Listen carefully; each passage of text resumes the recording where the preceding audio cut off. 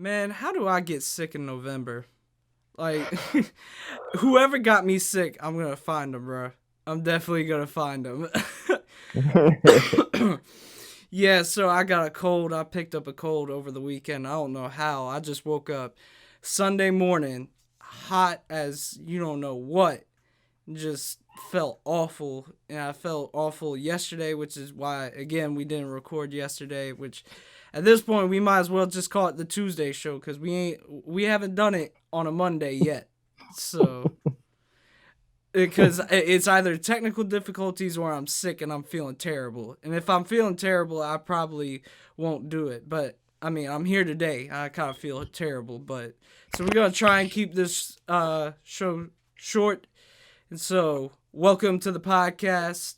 I am your host, John West. This is Hasan Bridges. Say hello to the people. What's up, people?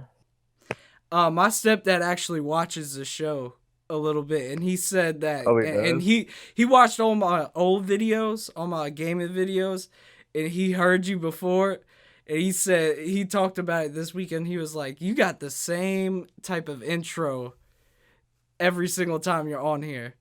Who, Talking about me? what, yeah, because he's like, he was making fun of you saying, "What's good, people?"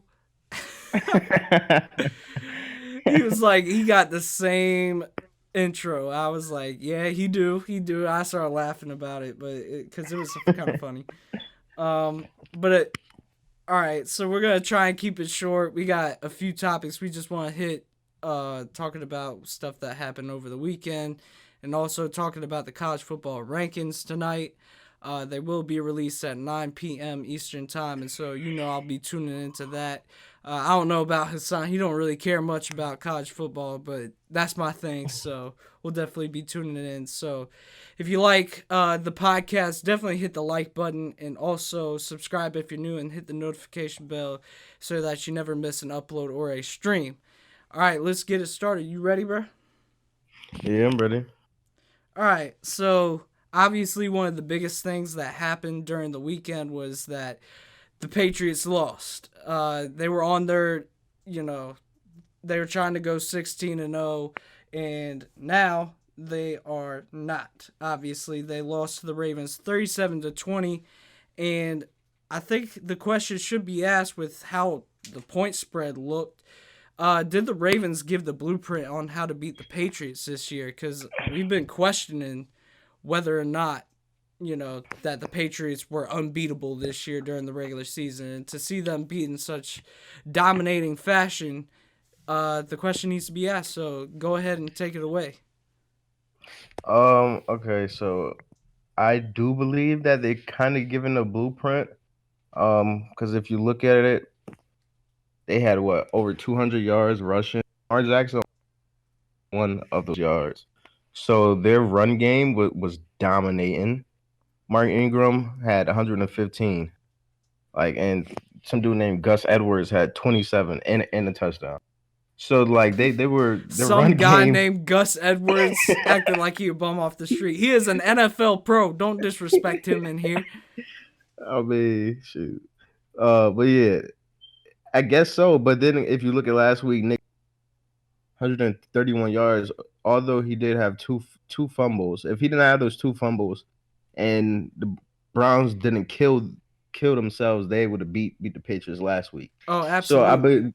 I do believe that this run game, if you just run the ball and pound the ball, have success doing it, that's kind of a blueprint to beat them because their offense has been same offense all year outside of that Pittsburgh game. Offense hasn't It's been been the good. same offense for the past like 2 to 3 years, but go ahead. Oh man, here see, Man, I had to put it out there. All right, Tom Brady been dinking and ducking. Yeah, go ahead. I mean, anytime you could beat a team with only 163 one passing touchdown, your run game is dominating like that, and I guess teams around the league should take notice and realize, all right, this is the way that we can beat them. Or if it's not, we should try something like this to put the Patriots defense on their heels because we know their offense can't score. We know their offense isn't going to score. So let's run the ball, control the clock. I think what? How long did the Ravens have the ball for? I think they had They it. had Oh, it for 37 minutes. yeah, just over 37 minutes, just over a second actually. So 37:01 was the possession time. That's crazy. That's literally Yeah. crazy. When you take into account that it's a 60-minute game, yeah, so they held it for well over half the game. Yeah, that's really good. And then on third down, they were 50%. And when they got into the red zone, they were 4 for 4. Whether that was a touchdown, field goal, blah, blah, all that. So they're doing that was pretty well. Just pound the ball. You get your chance inside the red zone. Make sure you capitalize. Um, capitalize on third down. Keep your offense on the field. Don't give the Patriots offense more. Don't give them any chance to score. Give them a few chances because of course, they're probably gonna find a few ways to get a touchdown, but not really. The offense is terrible. Let's just say that. Um, I yeah, I don't know guess if that's I don't know if I'd say it terrible. Are you done? I didn't mean to interrupt yeah, you. yeah. No, All right. no. All right. Uh, yeah, I would definitely say that they gave him the blueprint too because you look at it also, Lamar Jackson, even though he didn't throw for a ton of yards, he wasn't lighting up the stat sheet with yards per se. He was incredibly efficient. I mean, 17 of 23. I mean, that's Mm-hmm. incredible. No interceptions, obviously, one touchdown. I mean that's a pretty good day, and the fact that they went 4 for 4 and 5 of 10, that on third down and then in the red zone, that's amazing. So I definitely think they gave them the blueprint. I mean, like you mentioned, we had seen uh, the Cleveland Browns do the same thing the previous week, and we always questioned the fact that none of these teams were trying to run the ball against them. I mean, they were just getting to run man coverage the entire time, zero blitzes, cover one. They were getting to run the same coverages. And so you had to ask when they face a true running quarterback that could also beat them through the air, are they going to be able to stop him? Because when you run that man coverage, you're going to turn your back towards the quarterback. And when you do that with somebody like Lamar Jackson, he's going to take off and start running. And, Yeah. you have to pair it with the passing because, I mean, they faced Josh Allen, who's a decent runner for the Bills, but they had no threat of the passing game. With Lamar Jackson, you have to pay attention to the pass just enough. And so you have to respect that. And so when you turn your back and face those receivers, he's going to take off with it. And so I definitely think that they got exposed a little bit. I mean, 200 rushing yards given up this week, about 150. I think a little bit over 150 last week, with 130 coming to Nick Chubb, and then we're definitely going to find out even more about them these upcoming weeks because listen to who they got to face in the next 3 weeks. They got to face the Eagles, who are ranked Mm. 12th in the NFL when it comes to rushing attack, which is pretty good. It's above average. But Cleveland, they're above Cleveland. They're a spot above Cleveland. So if Cleveland was able to run the ball, theoretically, if they don't make adjustments, the Eagles will be able to run the ball. And also, it's on the road. And so we'll see what happens there. But I think the Eagles could challenge them with their running attack with Jordan Howard and that rookie, I forget his name, Miles Sanders. Miles Sanders out of Miles Penn Sanders. State. Yep. Yeah, and they're a pretty formidable duo. So we'll see what happens there. And also, they face the next week the Cowboys, who we know what they represent. We saw last night them get back to handing the ball off consistently to Zeke, and they're the fourth ranked rushing attack. And so also Dak can make some plays with his feet. So we'll see what happens there. And then also they go the next week on the road to the Texans, which, believe it or not, they're the fifth ranked rushing attack. I mean, Carlos Hyde has been getting it done on the ground, paired with Duke Oh, Johnson wow. and Deshaun Watson, obviously making plays with his feet.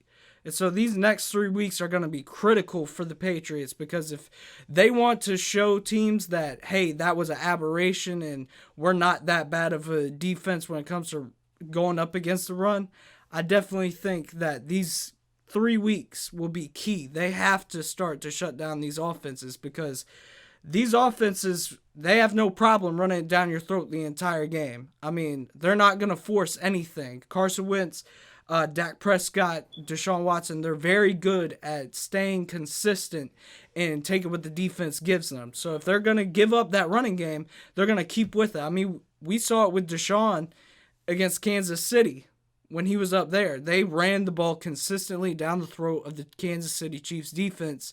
And so the Patriots, they got to adjust. At the bottom line, they got to adjust because if they continue to go down this road, you cannot win a Super Bowl. They'll win plenty of regular season games because of the division that they're in. I mean, they faced the Dolphins twice.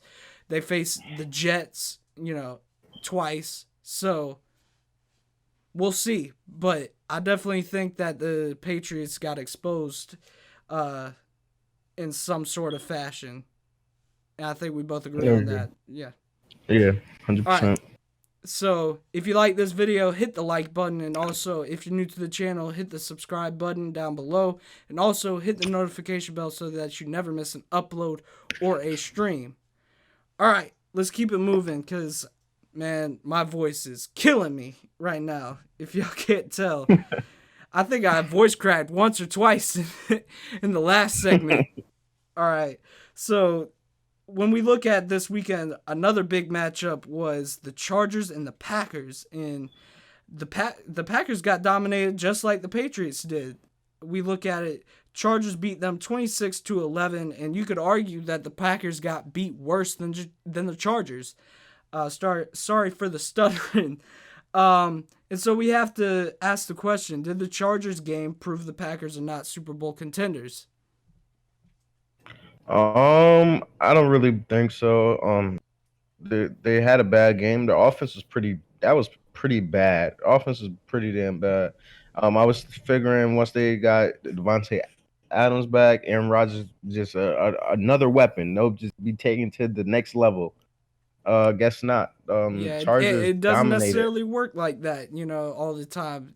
You get in a rhythm with Yep. the receivers that you have, and you've had a receiver out for a little while. You start to get out of sorts with that receiver, and you got to work him back into the offense. And so it doesn't necessarily work like that. But go ahead. Yeah. I gotta give it up to Philip Rivers. He's making crucial throws and at crucial times. The defense played well. Shutting Aaron Rodgers in that office down was crazy. I Melvin think, Gordon found the end zone twice. No. I was just about to say, I think Bosa and Melvin Ingram are crazy good. I mean, we forgot because of their record how good the Chargers are. I mean, they lost 2 games by one play. One play in each game that just turned the tide. So I think the record skewed it a little bit. And so they put us on notice. Go ahead. No, yeah, that's just that echoes my point. But I wouldn't put too much stock into them just this game. I mean, everyone's gonna have a bad game. You see the Patriots just did. Patriots defense, but I really still believe that the Packers are a contender. I believe in Aaron Rodgers. I believe in their whole offense, to be honest. I really don't see no one in that division challenging them except for the Vikings. The Vikings are kind of hot right now, but I'm not a believer in Kirk Cousins. So Don't I blame still you. believe that they'll win their division, probably get the second seed behind the Saints, of course. And then and You then out of yeah, I control. don't I just believe that they'll still be Super Bowl contenders. It's nothing much more for me to say. I do not, and we talked about it last Oh, week, and I mean, we talked about it last week. I don't think that this Packers defense, even though they weren't the only issue this past Sunday, I definitely didn't think last week, and this week, sorry, only confirmed my beliefs about this Packers defense that they're not necessarily championship level contenders. And so you look at it, Philip Rivers played pretty phenomenal. I mean, he didn't have any touchdowns, but he also didn't have any picks. 21 of 28, 294, 10.5 yards per attempt. That's pretty good. That's pushing it down the field. And also Melvin Gordon got going 20 carries, 80 yards, 2 touchdowns.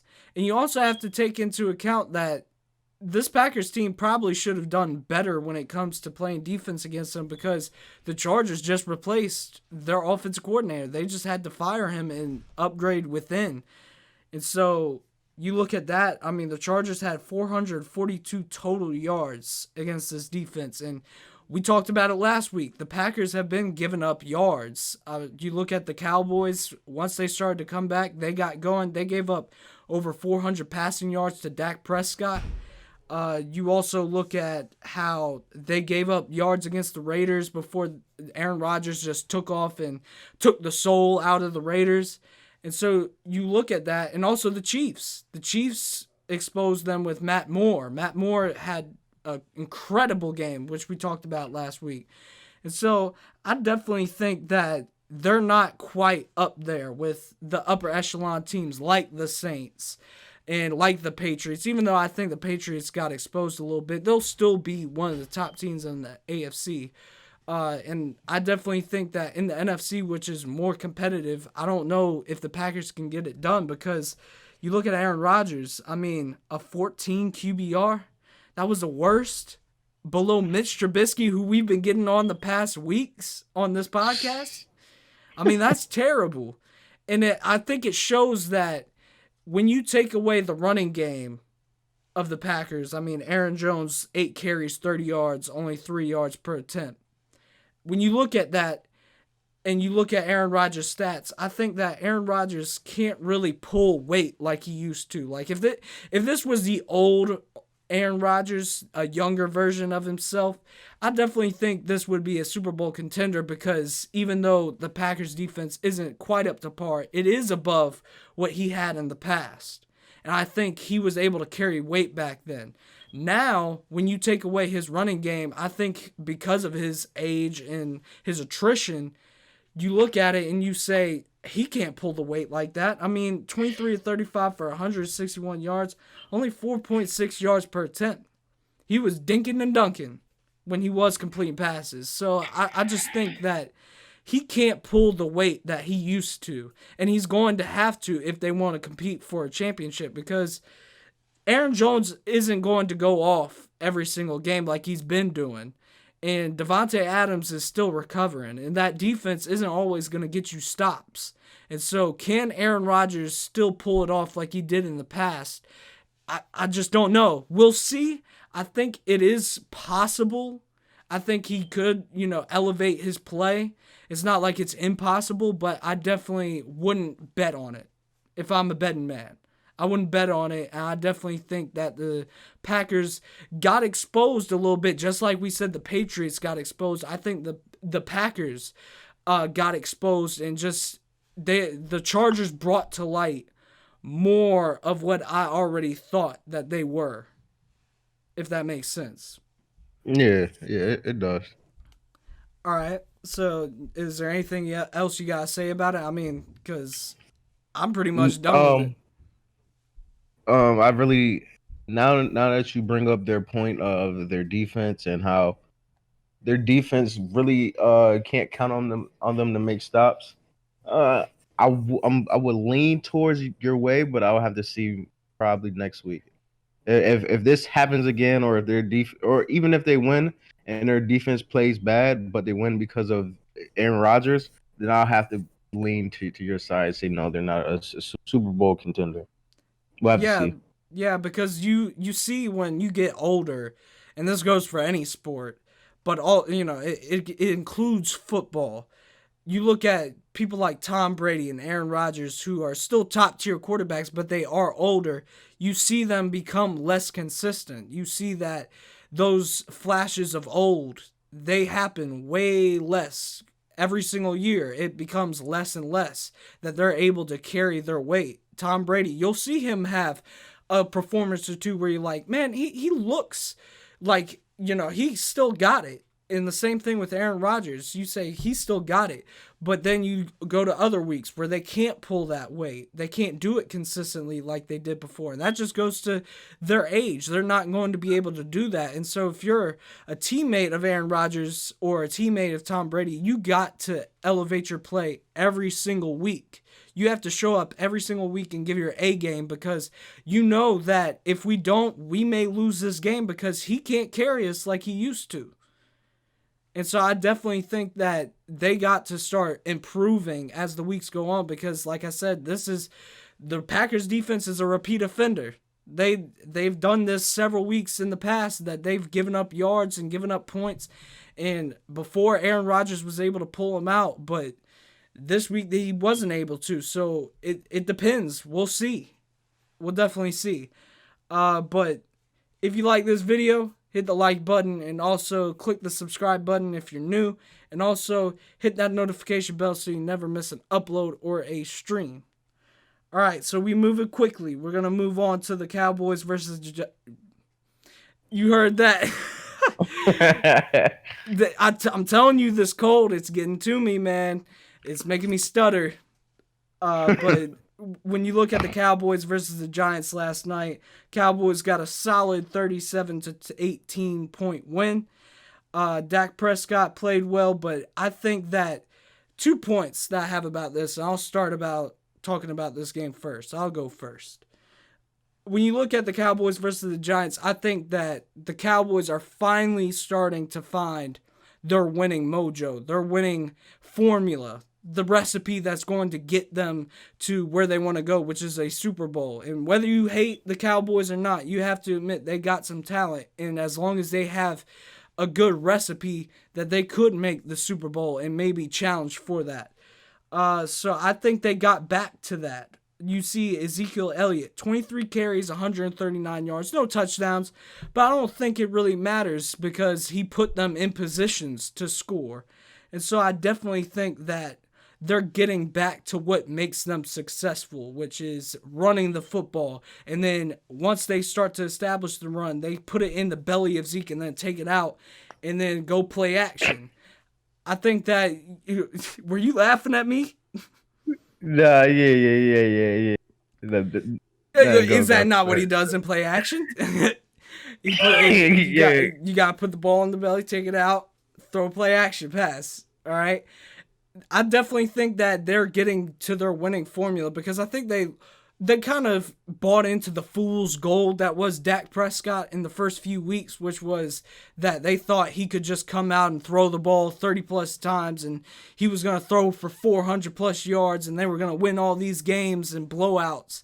I definitely think that was what they bought into, and it got them killed the past not 3 weeks, but the previous 3 weeks to the Eagles game. Sorry for misspeaking on that.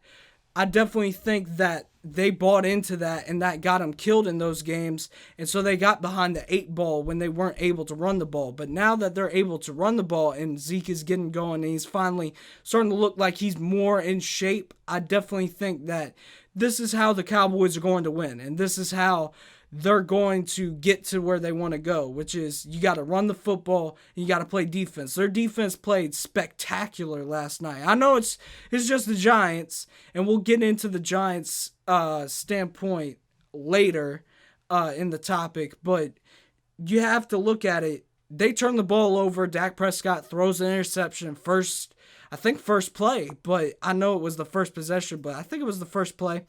He throws a pick, and then they got the ball at the 8-yard line. You're lining up against Saquon, and yet you don't give up any touchdowns. You give up a field goal. All right. So I definitely think that the Cowboys defense is playing at an improved level. You look at it, and they forced Daniel Jones to go 26 of 41. That's a terrible completion percentage. Only 210 yards. They forced 3 turnovers on him. They only give up a 27 QBR. So I definitely think that the Cowboys are going to win if they run the ball and they play defense. Sorry. So what are your thoughts on that? No, yeah, I agree with you. Seeing Dak Prescott come out throw a pick the first play, I was like, oh man, here we go, Dak Prescott being Dak. But then, they gave the ball to Zeke. Then became the play action pass and the defense. That first stop to allow a field goal, that's basically equivalent to like a goal line fourth down stop. That was crucial because if you let Saquon score, now he's about to get going. The everyone's confidence is up, but they shut that down and they just went from there. Dak Prescott had a good his game. He had a game. Not gonna lie, 3 touchdowns, 1 pick, 81 QBR. That's pretty good. Then Zeke got back to old form. I ain't gonna lie to you. Started, you For know what I'm sure. saying? For Zeke sure. start. I was like, oh God, here we go, the Cowboys fans. Um, but Giants, Giants. Yeah, we gotta get into the Giants, man. All right, Daniel so Jones. I thought he was the second coming. that's Giants fans, exactly what what happened? that's exactly what I wanted to talk about. Everybody bought in after the first couple weeks of Daniel Jones. You know, he goes out there, he gets some touchdowns, they get some wins, and the New York fans they're talking about, oh, Danny Dimes, he's the next Eli Manning. He's gonna win us some Super Bowls. Really, really, is he really gonna do that for you? I mean, 26 and 41, 210. We talked about that. One touchdown, one pick, two fumbles lost. 5.1 yards per attempt. That is terrible. And he's been playing terrible the past few weeks. And so he's a young quarterback. And so you got to limit the criticism because you don't know how much of it is he's young. But I definitely think it's easy to get on him because of how the Giants fans reacted the first couple weeks. All right. He's not. I watched him all throughout college. He could be a solid NFL starter, but I just don't think he's gonna be that star, that Danny Dimes you want him to be. He's not gonna be that. He's not gonna throw a ton of touchdowns. He's gonna get you in the right plays. He's gonna put you in the right decisions. He's coached by David Cutcliffe, who's one of the best coaches when it comes to coaching quarterbacks. He coached Peyton Manning, coached Eli Manning. And so he's from that tree, and so you do have to put some stock into him, but he's not this superstar. He doesn't have that ability. He doesn't have that Kyler Murray type talent where he was a dominant force throughout high school and college. And, so it's hard to not criticize him when the Giants fans start acting out of pocket. Yeah, you can Oh go yeah, ahead. Yeah. yeah, okay, yeah, I agree because Giants fans, them and the Cowboys fans are the worst fan base to ever walk this earth. Hold on. You Um, got Eagles. Eagles. It seems like all the NFC East, all the okay, yeah, the NFC whole East NFC East. fans are out of pocket, other than like the Redskins, but they can't be out of pocket because they look at the Redskins and they're like, we're just terrible. Yeah, they've been suffering for for a long time. But yeah, just basically hearing what they were saying after the first few weeks. Oh man, if we get some more pieces, we got him and Saquon. What? I mean Saquon and him? First of all, Yeah, Saquon's the best player on that team. Don't ever put him second to anyone. Um, I don't he think he'll he ever needs be help. second to anyone, no matter who they add, unless they add Yeah, some godly he player. I don't see them finding some dude that's more talented than I was about to say Zeke, Saquon Barkley. I don't see them yeah. ever getting somebody like that. That is an elite talent that you only find once or twice in the decade. Yeah, if that, probably just once, honestly. I don't remember the last player that actually looks like him. 30 and can run what a 4.4, and Yeah, he's shifty. Yeah, I don't remember dude's a that. freak of nature. Yeah, like honestly. But Giants fans, y'all just need to go back into y'all hole and just worry about the next 5 seasons because y'all not about to win anything. So y'all Not just do this that. year. They acted like they was gonna win the NFC East this year, and so that's what we were getting mad about. And so you As have to look at always. it. Daniel Jones, he could develop over the next 5 years, but look He could. forward. Yeah, just look forward to the next few years. Don't talk about how we gonna be good this year. Don't bring that to me. Don't talk to me about this year. All right. They're not going to be good this year. I mean, we've How? seen that. They can't compete with the top tier teams. Not even in their division. They haven't played the Eagles yet, have they? I don't think they've faced the Eagles. I They don't think they they've did. they faced the Cowboys twice and got blown out twice. All right. They beat the Eh, Bucks, which was one of their wins that they hung their hat on. I mean, they faced Jameis Winston. Come on now. Are we really putting that much stock Oh, into Jameis? hey. Famous That's Jameis the ain't Florida what he State Bull. was. Okay. That's the Florida State Bull. Come on, huh? Okay, and you see what happened to Florida State. They just got their coach fired. Like I said, Ooh, ooh, we gonna be back, baby. We gonna be yeah, back. you better be happy actually that they fired their coach, but we're not gonna get into that. That's a subject for another day. But definitely, so I definitely think that there's a return to form for the Cowboys, and that pump the brakes on Danny Dimes. Just to recap what we just talked about. So if you like this video, hit the like button, and also if you're new to the channel, hit that subscribe button, and also click the notification bell so that you never miss an upload or a stream. All right, so like I said, we're going to move quickly, and so this is our last topic. CFP rankings come out tonight.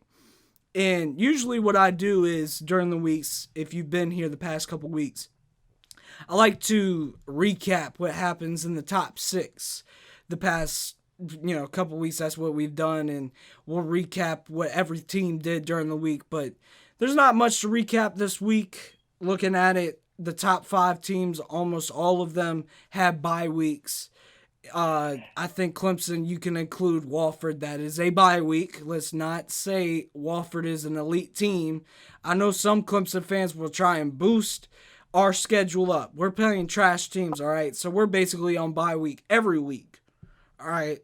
Now that we've established that, LSU, Ohio State, Oh and God. Alabama and Penn State, they were all on bye week. And so we're going to look forward to tonight and who we think, or at least I think, I don't know if you have any input on this, but who I think should be the top 6 when it comes to the CFP rankings. And we're going by their criteria of strength of schedule, how they look with the eye test, the statistics, just pure wins and losses. And it is a subjective topic. So, you can be as objective as possible, but at the end of the day, it is your opinion. And I think people forget that this poll is an opinion based argument. So we'll definitely go into my rankings right now. So at number 1 in the CFP rankings, I got LSU, and that's who I think ultimately they will put number 1, but it's also my number 1. And I just think because they've beaten 3 really good opponents in Auburn, Texas, and they beat also, who else did they beat? My mind's drawing a blank here. They beat a third opponent, I know that. Oh, Florida. They beat Florida, who is a top 10 team. All right, they beat 3 of those opponents. So I definitely think because of that strength of schedule and the way they've looked against their schedule, with the way that they've dominated on offense and looked decent at times. People underrate LSU's defense, I think, a little bit. They were hurt early, and so I definitely think they're finding their stride. I got LSU at 1 with that. I definitely think the committee will go with LSU at number 1 just because they put so much emphasis on strength of schedule. At number 2, I got Ohio State. I got them above Alabama and Clemson. And the reason I got Ohio State above that is just the eye test and the look at the strength of record, which is, they don't have the highest strength of schedule, which is a different statistic, which is how hard is your schedule. Strength of record is how have they performed against the schedule that they've already played. And when you look at that, they've dominated pretty much every single opponent they've faced. And they haven't faced the greatest opponents, but I definitely think that the 38-7 Wisconsin victory clears them ahead of Alabama and Clemson and puts them at that number 2 spot because they've looked dominant on defense with Chase Young, who is a Heisman contender, with Justin Fields, who's also a Heisman contender. on both sides. They're playing such well complementary football. And so you look at it, you got to put Ohio State at number 2, and you could argue that they're number 1, but I wouldn't put them at number 1. I'd put them right below LSU at number 2. All right. And so at number 3, I got Clemson. All right. And you could call me biased that I put them ahead of Bama, but hear me out for a second. We have beaten, I think, out of the 9 opponents we faced, 7 of them are FBS opponents.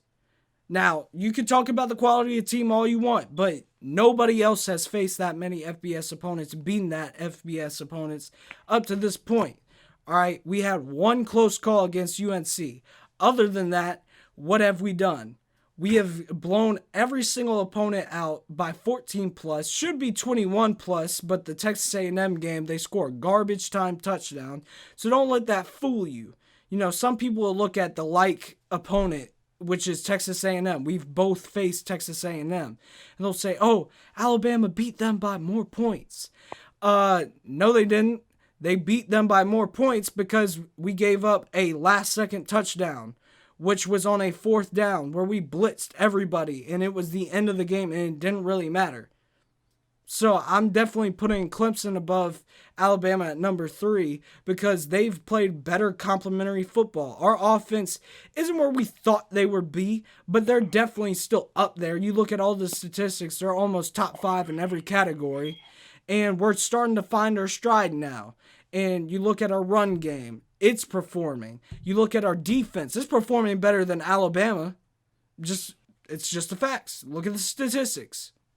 Our defense has played better against the opposition that we've played against than Bama. Bama has shown holes in their defense with their youth, and so I got Bama at number 4. All right, Bama has played really well, but they haven't played as well as these 3 teams that I have ahead of them, and they'll definitely be able to change that as they faced LSU this weekend. All right, they'll have a chance to prove themselves. And Tua Tagovailoa, he's playing amazing. I get that. He's playing better than Trevor.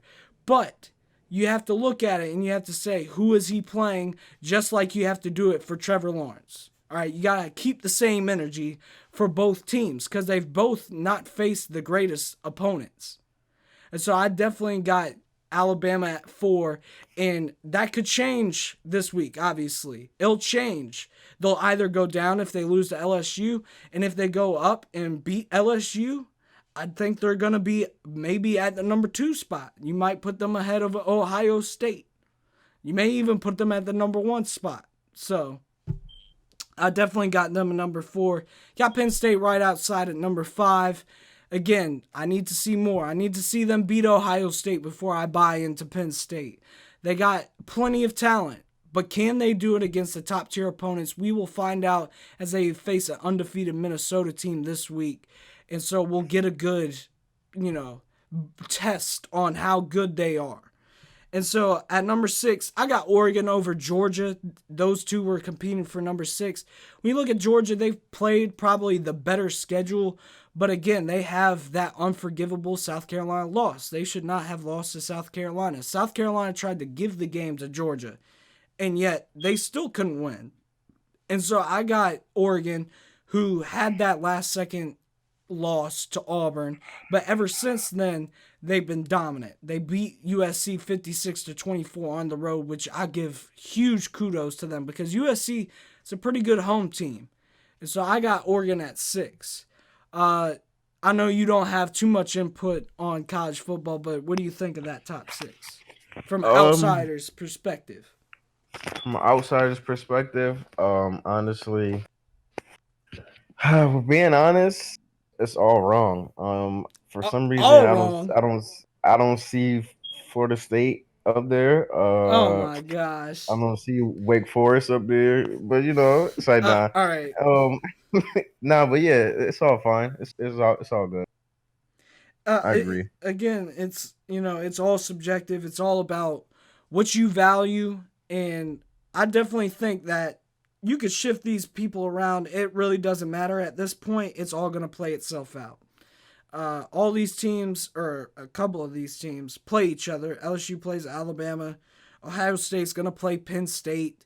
And so it's going to play itself out. And Oregon will probably play Utah in the Pac-12 championship if they run the table. So everything will work itself out. People want to jump to conclusions with their first top four. Hold on a second. Mississippi State, when 2014, the first year the playoff came out, they were number one. All right, they ended up losing 3 games. So no matter what you or I think, it's going to play itself out. All right, college football is beautiful in that it's almost like it always will work itself out. Like it has a brain of its own. Like there are gods reigning over college football. They're like, hold on, wait a second. Everything will work out in the end. If you think a team is better, eventually they'll show it. All right, so that's my top 6. And so I think that's what we're going to wrap up with. So click the like button if you like the video. Click the subscribe button down below if you're new. And also hit that notification bell so that you never miss an upload or a stream. All right, Hasan, episode 3 in the books. How All you right, feeling? that's it. I'm feeling good. All right, we had to keep it short because y'all can hear my voice is giving out. And so I'm going to go ahead and sign off. This is John West, a.k.a. Dead Up, signing off. Hasan, go ahead. All right, y'all. I'm out, boy, son. All right, Peace. peace.